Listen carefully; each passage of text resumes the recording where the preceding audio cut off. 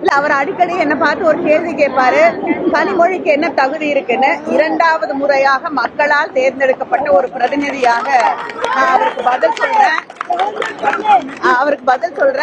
அதை கூட, அந்த தகுதியை கூட இல்லாத ஒருவர் பிஜேபியோட தலைவராக இங்க நீடிப்பது அந்த கட்சிக்கு நிச்சயமாக நல்லதில்லை. அப்பா பேர் கருணாநிதி இல்ல, அவர் 6 டைம் எம்எல்ஏவா இல்ல, 7 டைம் எம்எல்ஏவா இல்ல. எங்க அப்பா தோட்டத்தில் ஆடு மாடு மேய்ச்சி விவசாயம் பண்றாரு, ஒரு பையன் நான். அதனால் நான் ஜெயிக்கிற கொஞ்சம் நேரம் ஆகுங்க. படிப்படியா ஒரு படியா ஏறித்தான் ஜெயிக்க முடியும். எங்கள் அப்பா கருணாநிதியாக இருந்தால் நானும் ஜெயிச்சிருப்பேன். ஆனால் எங்கள் அப்பா குப்புசாமி எனக்கு என்ன சொல்லி கொடுத்தா, கைத்தடாரு. குப்புசாமி என்ன சொல்லி கொடுத்துருக்காருன்னா, தம்பி மெதுவா போ, நியாயமா போ, நேர்மையா போ, நீ ஒரு நாள் ஜெயிப்பேன்னு தான் குப்புசாமி எனக்கு சொல்லி கொடுத்துருக்காரு.